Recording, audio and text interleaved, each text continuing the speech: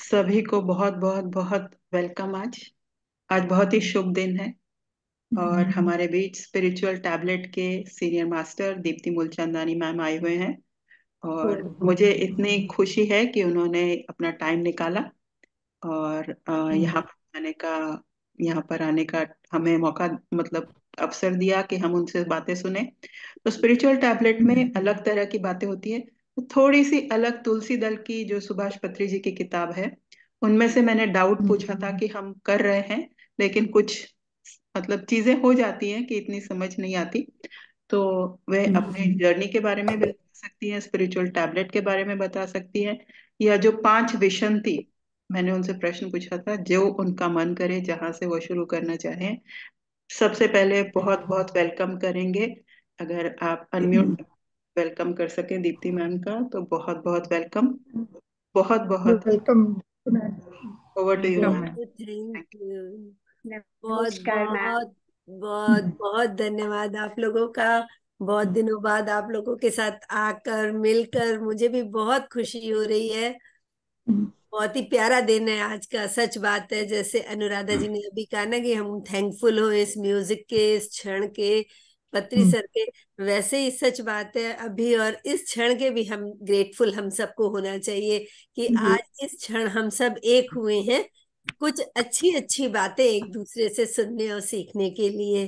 इन जो हमारे जीवन के जो ये अनमोल क्षण है, समय सच में दोस्तों बहुत कीमती है, बहुत कीमती है। बहुत समय निकल गया। समय तो प्रवाहमान है, चलता ही रहेगा। लेकिन जो निकल गया वो तो निकल गया, लेकिन जो अभी है और जो आने वाला है उसका जितना बेस्ट यूज हम कर सके वो हमारे लिए यूनिवर्स की कृपा है। बेस्ट यूज का मतलब क्या है कि जितना अधिक हम इस धरती पे आए हैं ज्ञान प्राप्ति के लिए। एक्चुअली कहा जाता है ना, वो चार जो कार्डिनल पॉइंट है, विजडम इज गॉड। तो अगर ईश्वर के उस स्वरूप को, विजडम को पाना है, तो हमें ज्ञान, जहां से भी ज्ञान अर्थात उचित ज्ञान। ज्ञान के नाम पे अनेक अनेक चीजें समाज में प्रचलित हैं, लेकिन एक ध्यानी, इसीलिए पत्री सर ने सबको ध्यानी बनाने की ओर प्रेरणा दी कि ध्यानी बन जाओगे तो कहाँ से ज्ञान लेना है इसकी समझ अपने अंदर आ जाएगी। तो ज्ञान को लेके हमें अपनी पे आते हैं। पंचविंशति। पंचविंशति के बारे में मैंने दोस्तों सुना था। मैंने जब ये क्यूएलयू में गई थी, वहां का सोल कोच प्रोग्राम मैंने किया था। वहां बहुत सुंदर इसकी व्याख्या की गई थी पंचविंशति की। पंच विंशति नहीं है, पंचविंशति है ये जो वर्ड है, दैट इज पंच। पंच का अर्थ है पांच और विंशति का अर्थ है 20, अर्थात 25। तो पंचविंशति यहाँ पर जो मैंने जिस तरीके से मैंने, क्योंकि इसका है यही सारी चीज ही है। इसको भले आप हाँ उसको शेयर नहीं करिए तभी भी चलेगा, क्योंकि पंचविंशति क्या है। सांख्य योग का नाम आपने सुना होगा। सांख्य योग में कपिल मुनि ने इसकी बहुत सुंदर व्याख्या की है। ये प्रश्न तो दोस्तों उठता ही है ना कि ये जो जीवात्मा है उसकी उत्पत्ति कैसे हुई। देखिए, हमारे 5 किंगडम्स के बारे में आप लोग जानते ही हैं। मिनरल किंगडम, मिनरल से आए हम, plant kingdom, animal kingdom, human kingdom, divine kingdom. लेकिन ये किस तरीके से एक जीवात्मा का निर्माण हुआ उसके ऊपर ये पूरा पंचसती का जो ये सब्जेक्ट है वो पूरा उसके ऊपर आधारित है। ये सांख्य योग में आया है और इसकी विवेचना बहुत सुंदर कपिल मुनि ने की है। और ये गौतम बुद्धा से पहले ये जो सारा ये वर्णन है उससे भी पूर्व का है। तो क्या होता है, चाहे आप लोगों ने सुना होगा ना प्रकृति और पुरुष, प्रकृति और पुरुष का मिलन होता है तो एक पूर्ण अर्धनारीश्वर भी जिसको हम कहते हैं, प्रकृति और पुरुष का मिलन भी कहते हैं। प्रकृति और पुरुष जब मिलते हैं तो क्रिएशन ऑफ जीवात्मा, लोअर सेल्फ, जो ये हम लोग ह्यूमन बीइंग्स हैं, जो हम जीवात्मा है, उनका क्रिएशन कैसे हुआ है। तो एक है पुरुष और एक है प्रकृति। प्रकृति के 24 पार्ट हैं। 24 पार्ट में जब प्रकृति के 24 वो कंपोनेंट पूरे होते हैं, तब उसमें पुरुष का मिलाप होता है और जीवात्मा का निर्माण होता है। तो अब उसमें पहला क्या होता है, यथा पिंडे तथा ब्रह्मांडे, यथा ब्रह्मांडे तथा पिंडे। हम सबका भौतिक शरीर पंच तत्व से बना हुआ है, ये हम सब जानते हैं। हमारा भौतिक शरीर क्षितिजल पावक गगन समीरा पंच तत्व से बना शरीरा। 5 तत्व है, जिसको हम पृथ्वी तत्व, जल तत्व, अग्नि तत्व, वायु तत्व और आकाश तत्व, यही तत्व प्रकृति में है और यही तत्व हमारे शरीर में है। हमारा भौतिक शरीर इन 5 तत्वों से बना है। ये 5 तत्व इकट्ठे हुए। अच्छा, ये 5 तत्व मिले, अब इनको चलाने के लिए 5 कर्म इंद्रियां बनी। 5 कर्म इंद्रियां क्या है, पंच तो महाभूत हो गए ये, अब हुई 5 कर्म इंद्रियां। वो है हाथ, पैर, हमारा गुदा द्वार, जनेन्द्रिय और मुंह। ये 5 हो गई हमारी कर्म इंद्रियां। ये 5 कर्म इंद्रियां उसमें आई। उसके बाद उसमें मिली 5 ज्ञान इंद्रियां। 5 ज्ञान इंद्रियां क्या है, आंख, कान, नाक, जिह्वा और त्वचा। ये 5 है ज्ञान इंद्रियां। 5 ज्ञान इंद्रियों की 5 तन मात्राएं होती हैं। जैसे ज्ञान इंद्रिय है, हमारी आंख है। आंख तो भौतिक स्वरूप है ना, आंख तो चर्म चक्षु है, लेकिन इसका काम क्या है, इसका काम है देखना। तो वो है इसकी तन मात्रा। जो उसका कान क्या है, कान का काम है सुनना, वो है उसकी तन मात्रा। नाक से हम सूंघते हैं, तन मात्रा। जिह्वा से स्वाद लेते हैं, तन मात्रा। त्वचा से हम स्पर्श को महसूस करते हैं, कोई भी हमें स्पर्श करता है त्वचा से, वो है तन मात्रा। तो वो जब इस 5 ज्ञान इंद्रियों में आई तो वो 5 तन मात्राएं। तो इस तरह टोटल कितना हुआ, 20 हो गया ना। 5 तत्व, 5 भूत हो गए भौतिक, जो हमारे महाभूत जो हुए 5। 5 कर्म इंद्रियां, 5 ज्ञान इंद्रियां, 5 तन मात्रा। तो ये टोटल हो गए 20। अब 20 में आके, अब इससे भी तो पूरा नहीं होगा, शरीर बना। अब इसमें आया एक मन और एक आया चित्त। तो मन और चित्त में हम लोग कभी कभी उलझते हैं ना, मन और चित्त लगता है एकदम एक है, लेकिन मन और चित्त अलग अलग है फ्रेंड्स। मन है हमारा कॉन्शियस, जैसे हमारा मन अति चंचल है, कितनी सारी बातें सोचता है। अभी यहाँ बैठे हैं, पल भर में सोचो तो कहीं और चले जाते हैं। तो मन है कॉन्शियस माइंड और चित्त है हमारा अनकॉन्शियस माइंड। तो अब उसमें जुड़ा मनस और चित्त, तो ये हो गए 22। अब ये 22 हुए। अब आई आइडेंटिटी की बारी। तो बुद्धि और अहंकार, 2 तत्व ये जुड़े। बुद्धि जुड़ी, बुद्धि मतलब हमारी हाईएस्ट इंटेलेक्ट। हर व्यक्ति के अंदर बौद्धिक स्तर होता है ना, बौद्धिक स्तर हर व्यक्ति का अलग अलग होता है, हम सब जानते हैं। उस हिसाब से बुद्धि के स्तर पर ही व्यक्ति का होता है ना ज्ञान का स्तर, उसकी पोजीशन। तो बुद्धि और अब आया अहंकार। अहंकार ईगो, मतलब इस ईगो अहंकार को उससे आप नहीं, अहंकार घमंड से मतलब नहीं है, एक हमारे होने का स्वाभिमान, स्वाभिमान जिसको बोलते हैं वो ईगो। तो एक बुद्धि और अहंकार। तो ये हो गए 24 तत्व। जब ये 24 तत्व मिले, अब अब ये 24 तत्व मिलने के बाद भी इनमें संपूर्णता नहीं है। अब इसमें जब ये प्रकृति ने ये 24 तत्व पूरे किए, तो उसमें पुरुष तो सिर्फ एक ही है ना। पुरुष क्या है? कॉन्शियसनेस। वो कॉन्शियसनेस आके उसमें जुड़ी, तो ये हो गया पंचविंशति, अर्थात जीवात्मा का निर्माण। एक जीवात्मा की उत्पत्ति ये 25 चीजों से मिलकर होती है। तो इसको मैंने जैसे क्रमबद्ध रूप से आपको बताया, तो इस तरह से एक जीवात्मा की उत्पत्ति हुई। अब उसमें फिर आगे तो देखिए, जीवन आत्मा के स्वरूप है, सोल के लेवल हैं,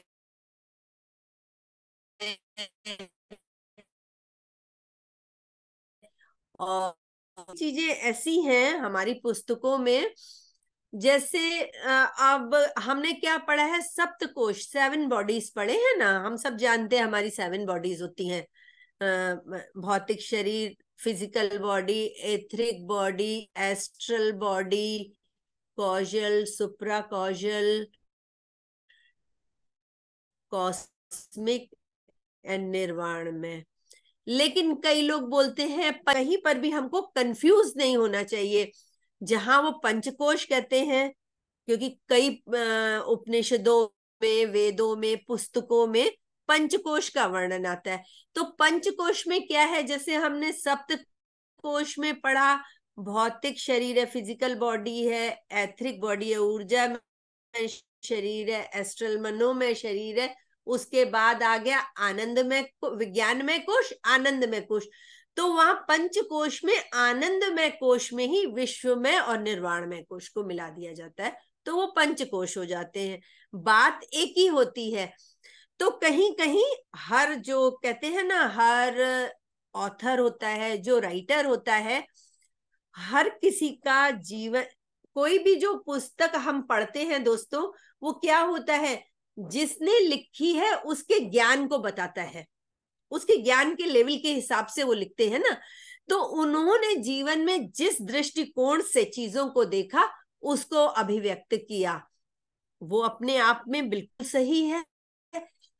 अभी किसी और ने, जैसे हमें सप्त, सिंपल सी बात मैंने उदाहरण के तौर पे बताई, सप्तकोश और पंचकोश की, तो इसमें कहीं पर भी कंफ्यूजन की बात नहीं है। हमको कहीं पर भी कंफ्यूज नहीं होना चाहिए, बल्कि हमारा मेन पर्पस है ज्ञान को अर्जित करना। तो यहाँ तो जैसे प्राय अगर आपको कहीं पे कंफ्यूजन है, तो आप किसी मास्टर से उसके बारे में पूछ लीजिए, तो आपको जरूर उसका उत्तर मिल जाएगा। उत्तर मिले या ना मिले, वहां पे अपने को रोकना नहीं है, रुक नहीं जाना है, यात्रा को आगे बढ़ाना है। क्योंकि फिर कहीं ना कहीं आपके उस डाउट की क्लियरेंस हो जाएगी। क्योंकि मौलिक रूप से तो सत्य एक ही है ना। सत्य हमेशा एक है। पहुंचने के बहुत से रास्ते हैं।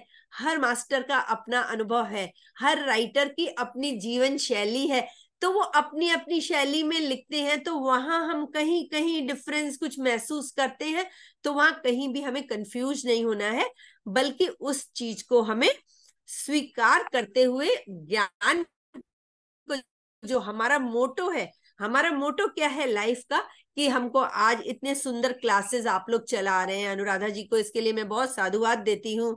इतना सुंदर क्लासेस ये कंटिन्यूएशन में है, पुस्तकों का अध्ययन हो रहा है, हम नॉलेज इकट्ठी कर रहे हैं यहाँ पर। तो जो ज्ञान हम प्राप्त कर रहे हैं, तो उसके मूल में हमको जाना चाहिए, ऊपरी बातों में कहीं अटकना नहीं है, क्योंकि मूल सत्य तो एक ही है ना। तो जो ये पंचविंशति की जो ये धारणा है, ये बहुमान्य है। आप गहराई से समझने की कोशिश करेंगे, तो आपको बहुत सारी चीजें स्वतः ही क्लियर होती नजर आएंगी। फिर तो अनेका अनेक, देखिए किसी भी चीज के आप गहरे में जाएंगे, तो वो बहुत गहनता में नए नए नए नए बहुत सारी चीजें खुलती आती हैं। बहुत आनंद आता है उसको पढ़कर भी, समझ कर भी। सच बात है, जब मैंने पहली बार ये पंचविंशति की इस विवेचना को सुना था, मुझे बहुत अच्छा लगा। तब तक मन और चित्त में मैं फर्क ही नहीं कर पाती थी। हमेशा मेरे मन में रहता था मन और चित्त तो एक ही है, लेकिन तब पता चला मन और चित्त में क्या डिफरेंस है।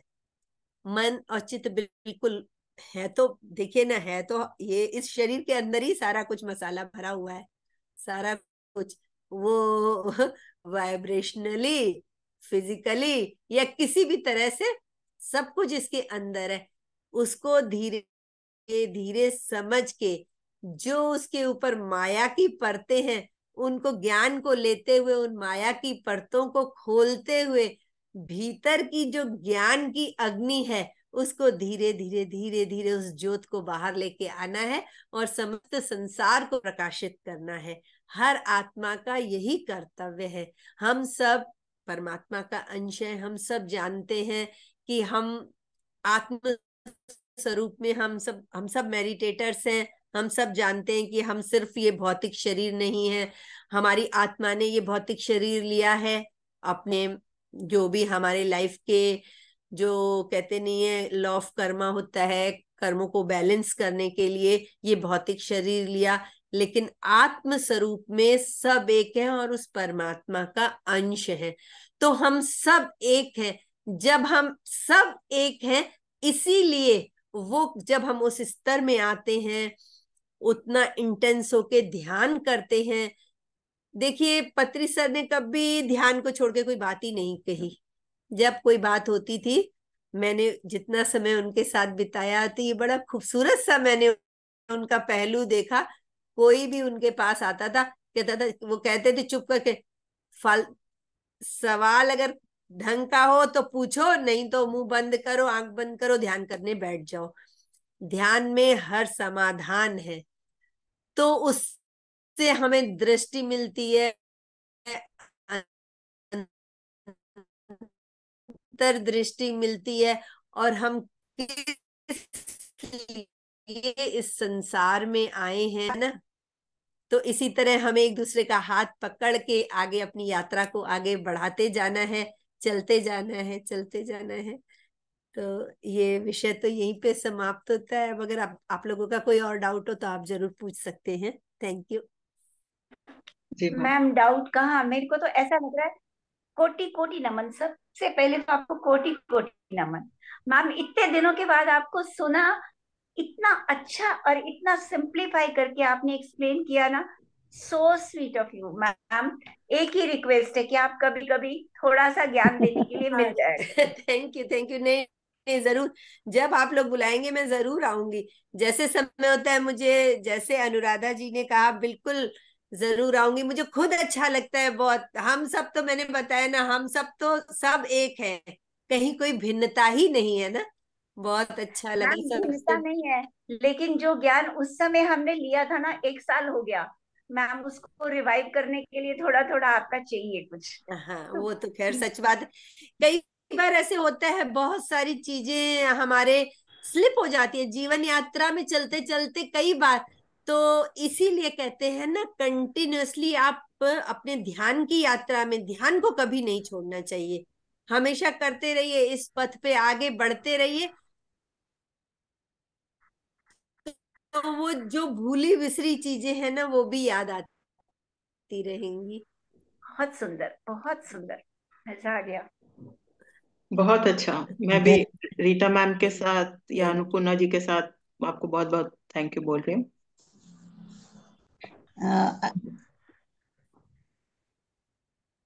दीप्ति मैम बहुत हम बहुत धन्यवाद, दिल से हम धन्यवाद निकल सब रहा है। आपके बहुत बहुत आभारी हैं, शुक्रगुजार हैं। बहुत सुंदर आपने एक्सप्लेन किया ma'am. You. Thank you ma'am, बहुत अच्छा लगा। आज का क्लास बहुत अच्छा लगा। 24 तत्व 25 तत्व के बारे में बता। सभी मास्टर्स का आत्मवंदन, नमस्ते। कुछ दिनों से मैं आपसे क्लास में नहीं आ पाती थी। थैंक यू, बहुत अच्छा लगा। अनुराधा मैम बहुत अच्छा लगा, आपका काम तो बहुत अच्छा चल रहा है। जी मैम। तो पर राजश्री राजश्री मैं मैम को एक मौका बहुत देंगे। आपको खूबसूरत इसके ऊपर बात और आज ये तो चर्चा करते हैं। हाँ, नमस्ते मैम। नमस्ते। बहुत बहुत धन्यवाद। Thank you. मैम मुझे एक बात पूछनी थी कि आपने जो कहा चित्त और मन का, कि मन कॉन्शियसनेस है मन मन और मन, हाँ, कॉन्शियसनेस, हाँ, और conscious mind, conscious. Conscious mind, अच्छा कॉन्शियसनेस। अच्छा, वही वही थोड़ा सा मेरे सुनने में वो गया। मैं बोली लास्ट में आपने कहा कॉन्शियसनेस है, 25th जो है वो कॉन्शियसनेस है, तो मैं बोली मन भी कॉन्शियसनेस है, तो वो कॉन्शियस माइंड है, चेतन दिमाग और चेतन दिमाग, और चेतना, लास्ट में वो चेतना। वो जो 25th चेतना चेतना सबके साथ जुड़ती है ना, जो चैतन्यता, सबको जोड़ के चैतन्यता रखती जो है। है हाँ वो सबको हाँ, जोड़ के रखती है। को मन जोड़ है चेतन मन, और अचेतन मन, दो होते हैं ना। दो होते हैं। एक हाँ हाँ चेतन मन होता है जो सब कुछ सुनता है, और एक अचेतन मन जो हम समझ रहे हैं। जैसे कई बार हम ध्यान करते हैं, हमको लगता है कि हमें नींद आ गई, लेकिन जैसे ही जो ध्यान कराते हैं वो कहते हैं लास्ट 10 सेकंड, तो हमको पता चल जाता है। तो कहीं ना कहीं अचेतन मन में हमारी ये चीजें चलती है, जिसको हम ट्रांस की स्थिति भी कहते हैं। हाँ, तो वो हो गई बुद्धि, वो वो हो चित्त, गया मनस, हाँ, वो चित्त चित्त, मनस। वो चित्त, हाँ। और ये जो है ये चैतन्यता है, जिसको, जो हमारे संपूर्ण व्यक्तित्व को, इन सब चीज को क्रियाशील बनाता है। पुरुष एक वही है। उसी के ऊपर मैं अभी आपको बताने वाली थी। गुरु ग्रंथ साहब का तो आपने सुना ही होगा, सिखों के जो हाँ हाँ गुरु ग्रंथ साहब, उसमें बहुत सुंदर एक बात का वर्णन आता है। 10 गुरु साहब हुए हैं, पता ही है। और जो हाँ, ये जो गुरु ग्रंथ साहब है, जो पुस्तक है जिसका पाठ अब किया जाता है, हम्म। उनको 11वां गुरु बोला जाता है साक्षात ना। अच्छा। कि वो उसमें क्या है, उसमें सभी संतों की अनमोल वाणियां हैं, सभी संतों की। तो उसमें गुरु साहब क्या फरमाते हैं कि पुरुष तो सिर्फ एक परमात्मा है, हम सब जो है स्त्री, स्त्रियां हैं, स्त्रियां हम हैं। सब स्त्री हैं। तो आता है उसमें श्लोक महला तीजा, श्लोक महला पंजवा। श्लोक महला तीजा मतलब जो तीसरे गुरु साहब हुए हैं उनको महिला करके उन्होंने बोला। श्लोक महला तीजा की तीसरे गुरु जो हुए हैं उनके द्वारा लिखित ये श्लोक है। श्लोक महला पंजवा, जो 5वें गुरु साहब हुए हैं उनका श्लोक है ये। तो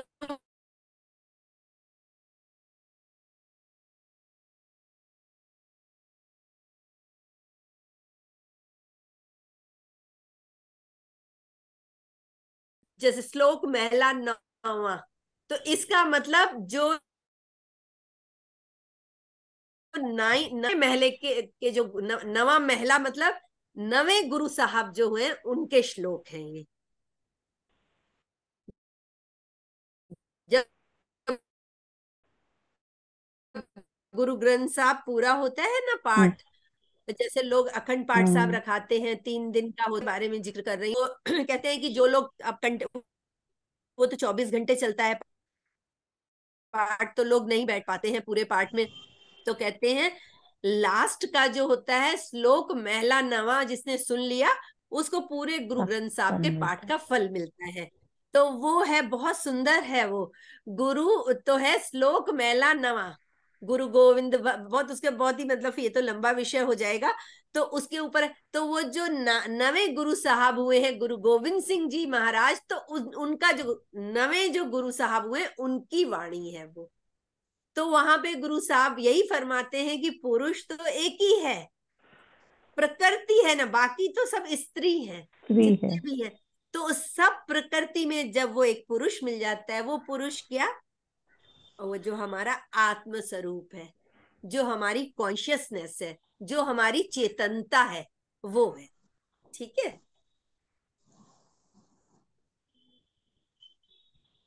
दीप्ति मैम, बहुत बहुत धन्यवाद।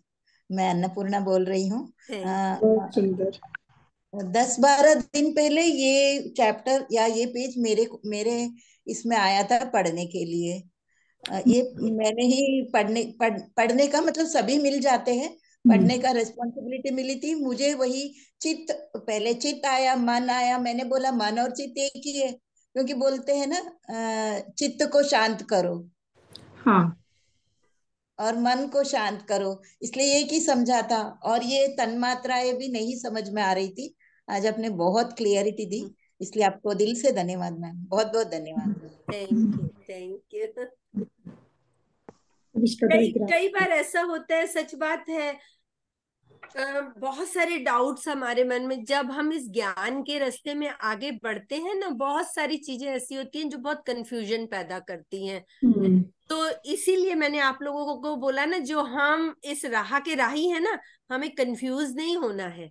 जो चीज आप आगे बढ़ते जाइए, वहां रुकना नहीं है। कंफ्यूज नहीं होने का मतलब है, देखिए वो दिमाग में डाउट तो आया, जैसे अन्नपूर्णा जी ने बताया कि थोड़ा मस्तिष्क में था, इफ बट था, लेकिन उसके साथ हमको वहां स्टक नहीं होना है, आगे बढ़ जाना है। और धीरे धीरे फिर जैसे आज मैं आ गई, सामने पड़ गई मैं, और वही विषय मिल गया। वो प्रकृति अपने आप वो विषय सामने ले आती है। ये जरूर आप देखिएगा, उस हमारे सवाल का जवाब हमको जरूर कहीं ना कहीं से मिल जाता है। मिल जाए। तो 3 है, कारण शरीर, सूक्ष्म शरीर, स्थूल शरीर, इसकी ये 17 है। Rita ma'am please. जी मैम।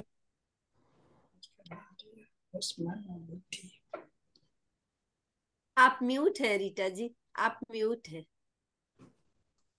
एक बार दोबारा क्लैरिटी ले रही हूँ कि हाँ 5 तो ज्ञानेंद्रियां हो गई, यही 5 मैं पूछ कर्मेंद्रियां हो गई, हाँ और जो कर्मेंद्रियां काम करती हैं, जो एक्शन वो करती हैं, उस एक्शन को तन्मात्रा कहते हैं ना। हाँ हाँ हाँ, वो तन्मात्रा है। जो उनके एक्शंस होते हैं, जो कारण हाँ होते हैं उनके, वो तन्मात्रा है। हाँ ठीक है, थैंक यू मैम। मैंने कहा एक बार और क्लियर हो जाए, फिर बाद में वो रह जाए। जी मैम। मैम, कर्मेंद्रिय कौन कौन सी है, फिर से रिपीट कीजिए। कर्मेंद्रिय कौन कौन सी है? 5। 5 कर्मेंद्रियां, हाथ है हमारे, पैर हाँ है, हाँ और एक्सक्रीशन माने गुदा द्वार है, और हाँ हमारा जनेन्द्रिय है, हाँ।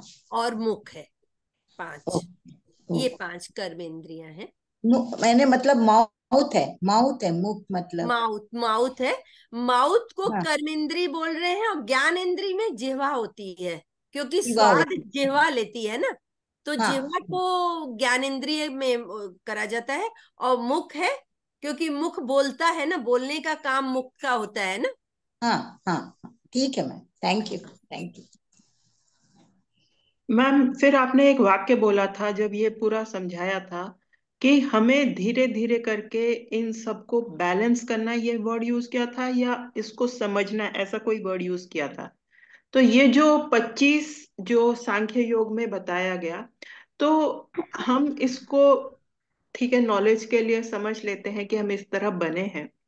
तो अब इस विजडम का, इस ज्ञान का हम कैसे कि 5 जो मूलभूत है उसको हमें जैसे चक्रों द्वारा बैलेंस करना, मतलब ध्यान में, या वो अपने आप होता है? क्योंकि पत्री जी ने तो कभी ये नहीं कहा कि चक्रों पर बैलेंस करो। तो ये आ, हमें समझने के बाद हमें क्या मतलब इससे आगे कैसे इसको इम्प्लीमेंट या, हाँ जी। हाँ, मैं समझ गई जो आप पूछना चाह रहे हैं। एक्चुअली अनुराधा जी, क्या होता है, हमारे, जब इसको आप ऐसे समझिए, जब हम पढ़ाई करते हैं ना, हमारा पाठ्यक्रम बहुत होता है ना, हम सब पढ़ते हैं, लेकिन जब हम जॉब फील्ड में आते हैं तो क्या सारा यूज होता है? बिल्कुल नहीं यूज होता है। बहुत सारा पोर्शन यूज नहीं होता। वो जस्ट फॉर नॉलेज सेक रहता है, उस समय के नॉलेज के लिए।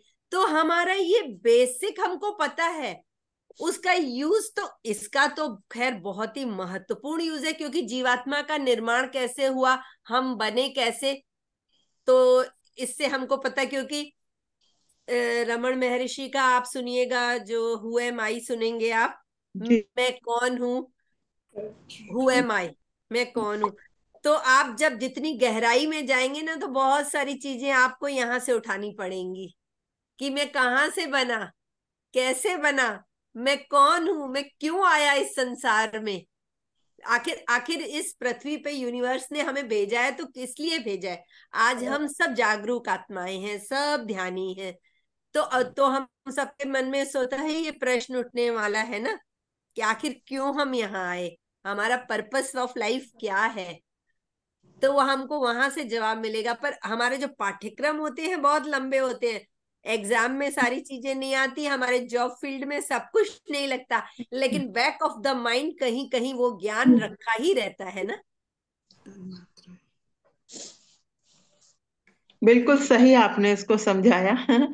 एक्चुअली मैम, जब हम जैसे स्पिरिचुअल टैबलेट में आते हैं या हु एम आई को कनेक्ट करते हैं, तो तब कभी जैसे जैसे जो चीज गैस से रिलेटेड है, सपोज आजकल जैसे 2 दिन से मेरे को थोड़ा ज्यादा डकार वगैरह आ रही है, तो तब मैं सोची हूँ कि एयर का कुछ हो गया है, कि इम्बैलेंस हो गया है, क्योंकि अब मैं स्पिरिचुअल टैबलेट, हु एम आई और ये तत्व और ये सबको मिला के मेरा दिमाग में ऐसे लगा रही हूँ, है ना। तो इस तरह मतलब मैं उसको इम्प्लीमेंट करने के प्रयास मतलब ऐसे कर रही हूँ। तो इसी तरह कभी जैसे कि बहुत जैसे कि फीवर आ गया, तो इसका मतलब कि अग्नि कुछ है ना ज्यादा हो गई है, या कफ हो गया अर्थात कि जो जो अग्नि है वो कुछ कम हो गई है, और जो पानी की मात्रा है, स्टीम वगैरह इस तरह की चीजें जो है ऐसे हो गई। तो ऐसे मेरे मन में आजकल चलता है, तो तभी मैंने उस हिसाब से आपको पूछा। पर उसमें एक बहुत सुंदर बात आपको बताऊं, कभी कभी ना जीवन में लेट गो करते रहना चाहिए। बुखार है, अभी जैसे मुझे 4 दिन से बुखार, और क्योंकि आजकल तो बहुत ये चेंज ऑफ वेदर कहिए या कोविड के बाद कुछ ऐसा हो भी गया है ना, फ्लू वगैरह हो भी जा रहा है। पर ये जरूर है, एक ध्यानी और एक नॉन ध्यानी का ये डिफरेंस होता है कि सब काम अच्छी तरह से चल रहा है, कुछ भी रुका नहीं है, जितना काम है सब चल रहा है। थोड़ा खांस खूस के जो कुछ भी अपना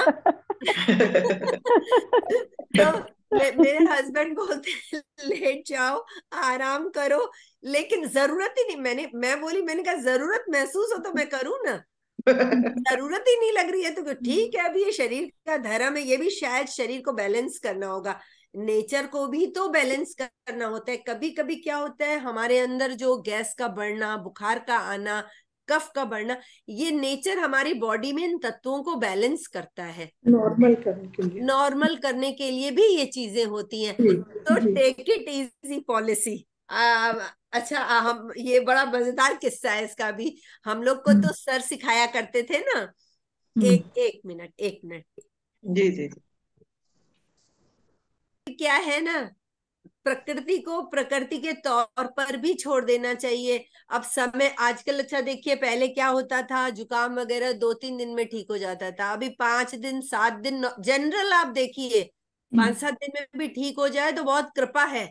नहीं तो यहाँ पर मुझे महसूस होता है एक ध्यानी और उसमें थोड़ा डिफरेंस नजर आता है कि मिलो तो बोलते हैं अरे बिना एंटीबायोटिक के नहीं ठीक होगा, लेकिन ठीक है, अपने आप थोड़ा घरेलू उपाय करके, सरसों का तेल और ये सब जो भी घरेलू उपाय होते हैं वो सब करके निकल जाता है समय, और शरीर बैलेंस में आता है, क्योंकि शरीर को भी बैलेंस होना बहुत जरूरी है। पंच तत्व से बना शरीरा। देख, यहाँ पे हमको ये चीज होती है ना, पंच तत्व से, यथा पिंडे तथा ब्रह्मांडे। आज बहुत क्लाउडी वेदर है, आज बहुत सूरज निकला हुआ है, आज तो रिमझिम बारिश हो रही है, तो वही चीज तो शरीर में होनी है ना। तो हम उस तरीके से अगर देखना शुरू कर देंगे ना, तो आपको लगेगा ही नहीं। और उसके बाद लेट गो, तो हाँ, मैं वहां पे थी, take it easy policy, sir एक बार क्लास ले रहे थे, तो उसमें जब ये लेट गो वाला एक आया, कोई सब्जेक्ट था जिसमें ये कि बहुत सारी चीजों को छोड़ देना चाहिए, यूनिवर्स के ऊपर हो रहा है, यूनिवर्स का काम है, अपने आप आई है, ठीक हो जाएगी, टेक इट इजी पॉलिसी। तो एक इस पे वो भी बहुत आया था ना, एक एड भी आया करता था, अगर ध्यान हो, टेक इट इजी पॉलिसी। तो हम लोग सब बहुत क्लास में हम लोग बहुत मजा किया करते थे, सारिका सराफ और हम लोग सारे ही लोग थे उस ग्रुप में। तो बहुत हम लोग शैतानियां किया करते थे, सब झूमा करते थे, sir take it easy policy, take it easy policy. तो सारे हम लोग हंस रहे थे। तो जीवन में टेक इट इजी पॉलिसी को लेना बहुत जरूरी है।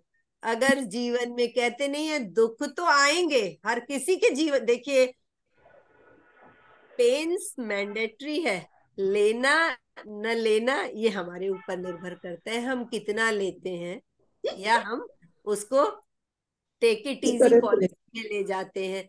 ये हम अपने जीवन में भी देखते हैं, कई लोगों के सामने देखिए कितनी कठिन परिस्थितियां आती हैं, बहुत सहज स्वाभाविक होते हैं, और कई लोग छोटी छोटी चीजों में कितने परेशान हो जाते हैं कि आसपास के माहौल को भी हिला देते हैं।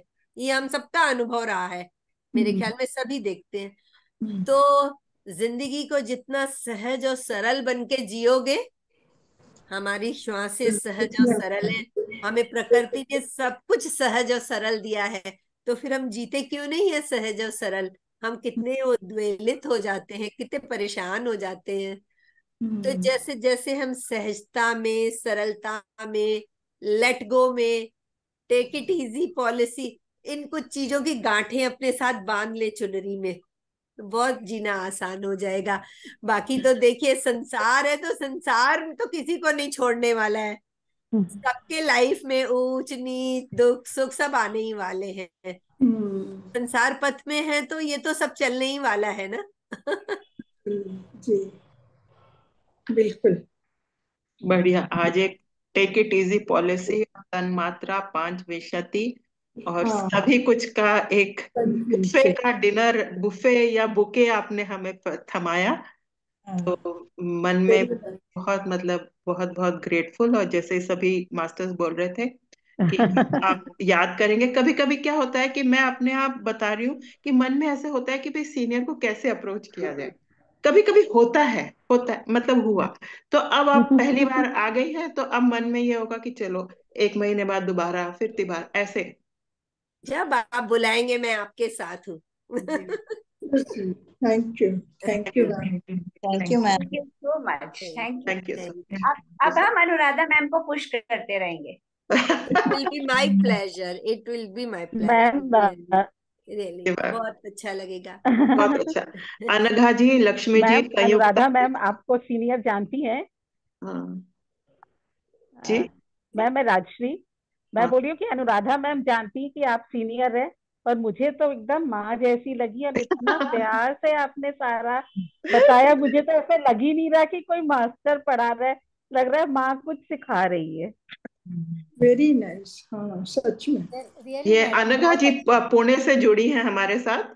लक्ष्मी जी भी पुणे से ही हैं। विनीता जी झारखंड से हैं। संयुक्ता जी उड़ीसा, महाराष्ट्र से हैं। अन्नपूर्णा जी भोपाल से। रीटा और मैं दिल्ली से। मंजू जी गुड़गांव से। रंजीता उड़ीसा उड़ीसा से। वो और कहते नहीं है, कहाँ कहाँ के हाँ और जुड़ के एक महल बन जाता है, तो हाँ, वही है ना, कहाँ कहाँ के। मैं शहर इसलिए गिना देती हूँ ताकि मतलब नाम के अलावा एक और, बाकी हम सभी स्टूडेंट हैं। और तुलसी दल का आजकल स्वाध्याय हो रहा है में। बहुत सुंदर, बहुत ही अच्छा काम हो रहा है। इस बहाने हम लोग मास्टर्स के ज्ञान को भी ले रहे हैं, जी और मैम, जी मैम। उतनी देर हम उस भाव में रह रहे हैं। सबसे बड़ी चीज होती है भाव की, भाव में रहना। वाइब्रेशंस बहुत मैटर करते हैं। हम उतनी देर बिल्कुल डिस्कनेक्ट हो जाते हैं प्रपंचिकता से, संसार से, जितनी देर हम इन चीजों से जुड़े रहते हैं। तो बहुत ही सुंदर, बहुत ही अच्छा। Thank you. तो बहुत बहुत धन्यवाद। थैंक संयुक्ता मैम, कुछ इम्पोर्टेंट क्वेश्चन है तभी पूछे मैम। हाँ मैम। नमस्ते मैम।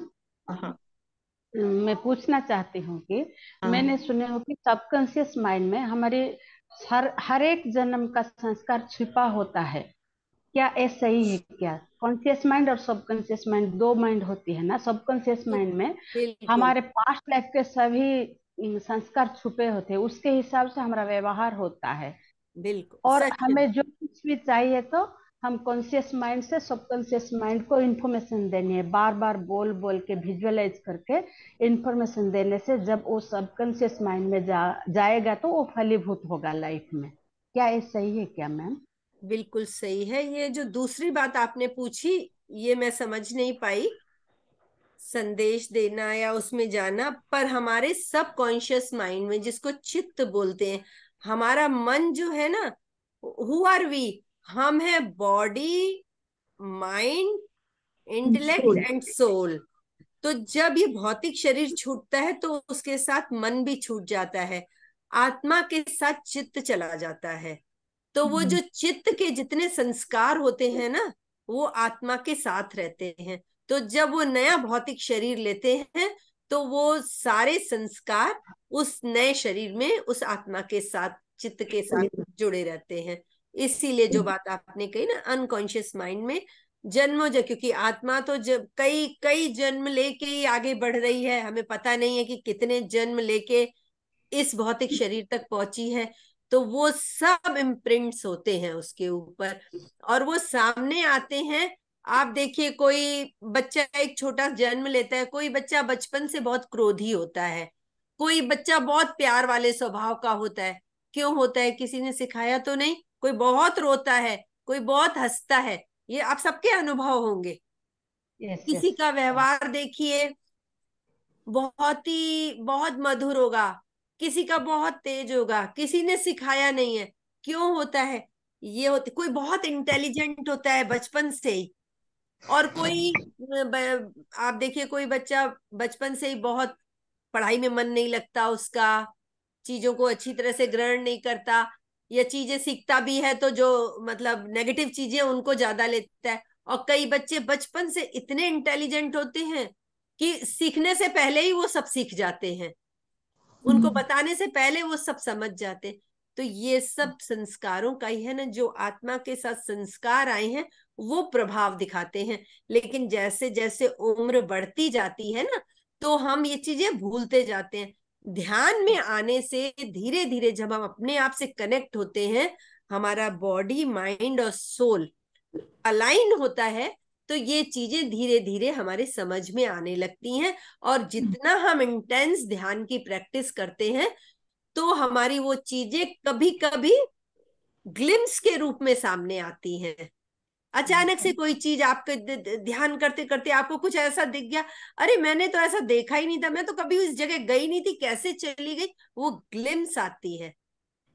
तो इसीलिए कई लोग अगर कोई मेजर प्रॉब्लम होती है तो उसके लिए PLR कराते हैं, पास्ट लाइफ रेग्रेशन कराते हैं, जिसमें कि फोर्सफुली उनको ले जाया जाता है और उन यादों में, जैसे कई लोगों को कई बीमारियों से या बहुत सारे चैलेंजेस से बाहर करने के लिए PLR पद्धति की जाती है। वो एक अलग सब्जेक्ट है। तो तब उसमें यही चीजें होती हैं, वो जो अंदर संस्कार हैं वो बाहर आते हैं। कई लोग बहुत डरपोक होते हैं, बिना वजह बहुत डरते हैं। इस जन्म में तो कोई कारण ही नहीं है डरने का, तो क्यों इतने डरपोक है? तो कहीं ना कहीं उसका कारण पिछले जन्मों में होता है। वो चित्त के साथ आत्मा में आ गया, क्योंकि वो आत्मा में संस्कार के रूप में चीज बैठ जाती है। तो जब हम ध्यान के मार्ग में आते हैं तो ये चीजें हमारे सामने क्लियर होने लगती हैं। जी हाँ, बिल्कुल। Thank you ma'am, thank you, बहुत अच्छा है, थैंक यू। आज का क्लास बहुत अच्छा, बहुत एक्सीलेंट मैम, बहुत। मैं तो इसको बाद में भी सुनूंगी रिपीट करके। थैंक यू सभी मास्टर्स का जुड़ने के लिए, सभी masters. Thank you so much, thank you so much. Love you all, love you. Thank you. Thank you so much. Thank you all, thank you. Masters. Thank you.